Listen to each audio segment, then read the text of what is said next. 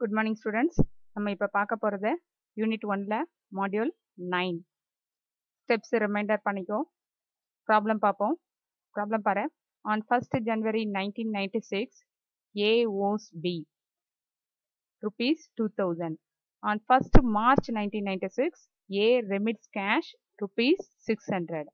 On 1st April 1996 A buys goods from B rupees 1200. On 1st May 1996, A remits cash rupees 1800. Show account current rendered by B to A for the half year ending 30th June 1996. Calculating interest at 10% per annum. சம்ல என்ன கொடுத்துருக்காங்கன்னா 4 transaction கொடுத்துருக்காங்க. Account current கேட்டிருக்காங்க. Interest calculate பண்ண சொல்லியிருக்காங்க.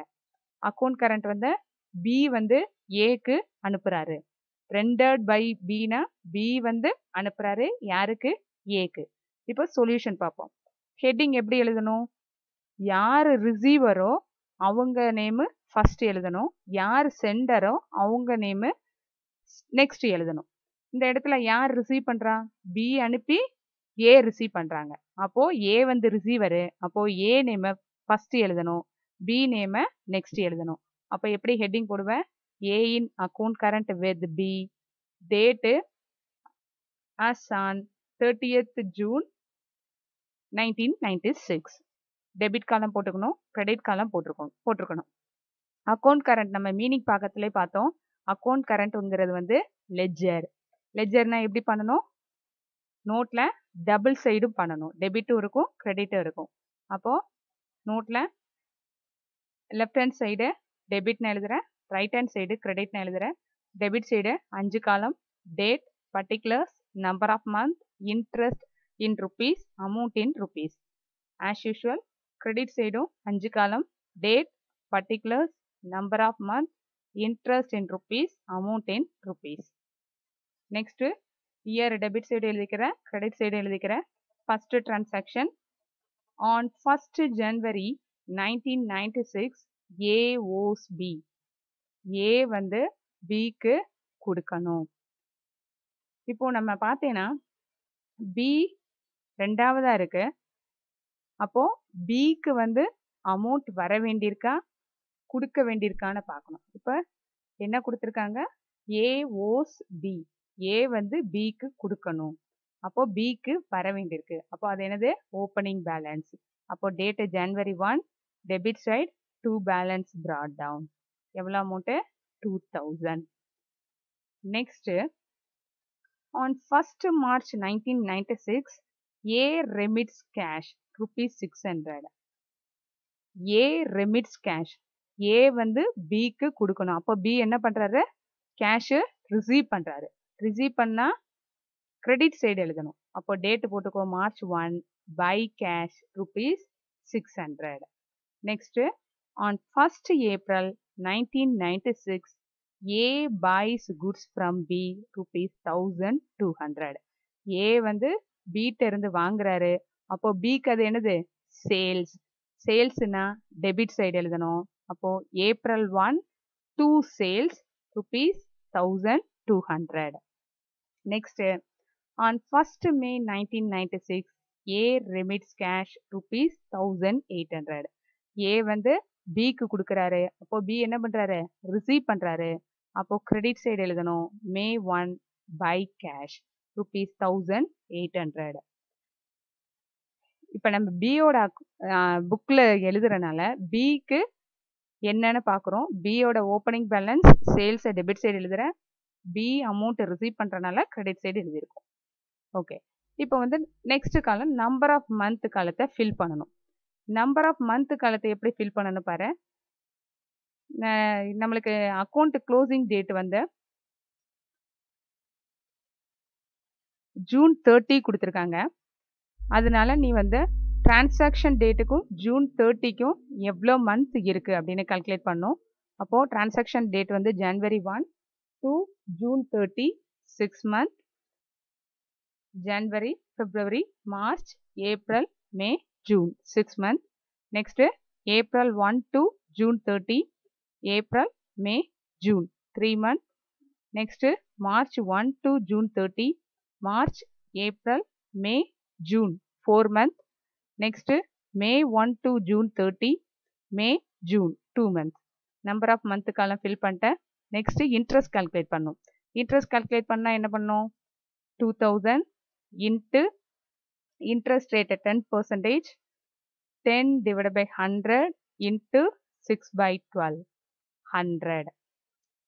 Next, 1200 into 10 divided by 100 into 3 by 12, 30.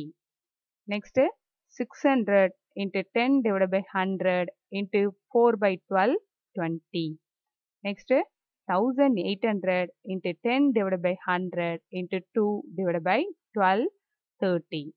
Interest காலத்தை fill பண்ணிறேன். Next, interest காலத்தை balance பண்ணணும். Debit side total பண்ணேன்னா interest காலத்தில் 130. Credit side balance பண்ணேன்னா 80. அதை எப்படி எழுதணும்? Date வந்து June 30 by balance, that is balancing figure. Interest காலத்தை balance பண்ணதுக்கு அப்புறம் அந்த interest காலத்தை debit side amount காலத்தில் எழுதணும். அதை எப்படி எழுதுற? Date June 30 to interest. Interest எழுதுனதுக்கு அப்புறம் amount காலத்தை balance பண்ணணும். Debit side total பண்ணேன்னா 3280. Credit side balance 880. அதை எப்படி எழுதணும்? Date June 30 by balance, balancing figure. அதுக்கப்புறம் balance brought down பண்ணணும். அதுக்கு என்ன டேட் போடுற? July 1 to balance brought down 880. இதோட அக்கௌண்ட் கரண்ட் முடிஞ்சிச்சு.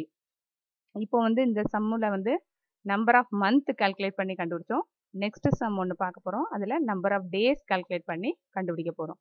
நம்பர் ஆஃப் டேஸ் கண்டுபிடிக்கிறது மட்டும்தான் டிஃப்ரெண்ட்டாக இருக்கும், மற்ற எல்லாம் ஆஸ் யூஷுவல். நெக்ஸ்ட் சம் பாரு. Problem number 10. The following R a series of transactions between A and B for the 3 months ending on 31st March 1979. Calculate the amount of interest to be payable by one party to the other at 10% per annum. Books of A ஒரு 5 transaction கொடுத்துருக்காங்க. Okay, இப்போ வந்து நம்ம heading போடுறதுக்கு வந்து A in account current போடணுமா, B இன் account current போடணுமான்னு பார்க்கணும். A render பண்ணியிருக்காரா, B render பண்ணியிருக்காரான்னு நம்மளுக்கு சொல்லலை. ஆனால் இங்கே வந்து என்ன கொடுத்துருக்காங்க? புக்ஸ் ஆஃப் ஏன்னு கொடுத்துருக்காங்க. அப்போ என்ன மீனிங்கு? ஏவோட புக்கில் பியோட அக்கௌண்ட் கரண்ட். அப்போ ஹெட்டிங் எப்படி எழுதுவ? B in account current with A. ஏவோட புக்கில் பியோட அக்கௌண்ட் கரண்ட். ஹெட்டிங் எப்படி எழுதுவ? B in account current with A. Date என்னது? 31st March. அப்போ எப்படி எழுதுறேன்? As on 31st March. Debit காலம் போட்டுக்கோ, கிரெடிட் காலம் போட்டுக்கோ. டெபிட் சைடு 5 காலம், கிரெடிட் சைடு 5 காலம். டிரான்சாக்ஷன் என்னென்ன கொடுத்துருக்காங்க பாரு. அதுக்கு முன்னாடி நம்பர் ஆஃப் டேஸ் கால்குலேட் பண்ணிக்கிடுவோம். Calculation of number of days. First transaction January 1 to 31st March. Second transaction January 10 to 31st March. Third transaction January 15 to 31st March. Fourth transaction February 15 to 31st March.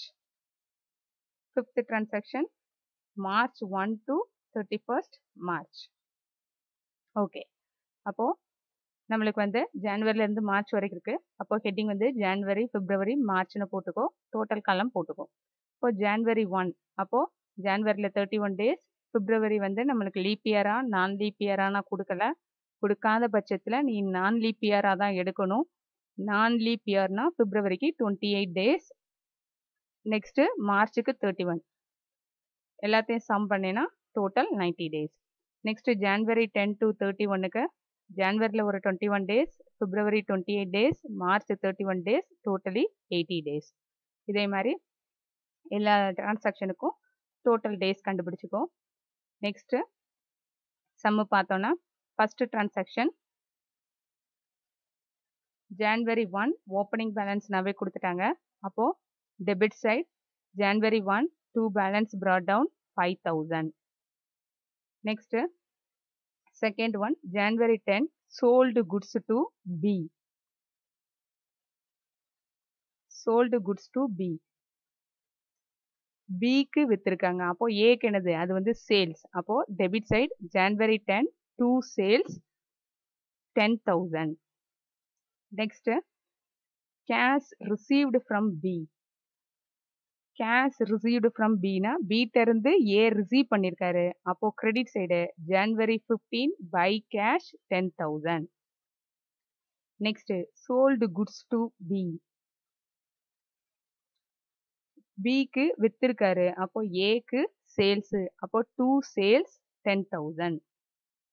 Next, cash received from B. B இருந்து receive பண்ணிருக்காரு. அப்போ A receive பண்ணிருந்தா credit side by cash 5,000. Next number of days calculate பண்ணணும். ஏற்கனவே நம்ம வந்து ஒர்க்கிங்ஸ்ல calculate பண்ணி வச்சிருக்கோம். அதை அப்படியே எடுத்து எழுதுரு. எந்தெந்த டிரான்சாக்ஷனுக்கு என்னென்ன டேட்டோ அதை கரெக்டாக பார்த்து எடுத்து எழுதிக்கோ. 90, 80, 44 அப்படின்னு எடுத்து எழுதிக்கோ. அடுத்து இன்ட்ரெஸ்ட் கால்குலேட் பண்ணணும். இன்ட்ரெஸ்ட் கால்குலேட் பண்ணுறதுக்கு என்ன example? Interest equal to 5,000 into 10 divided by 100 into 90 divided by 365.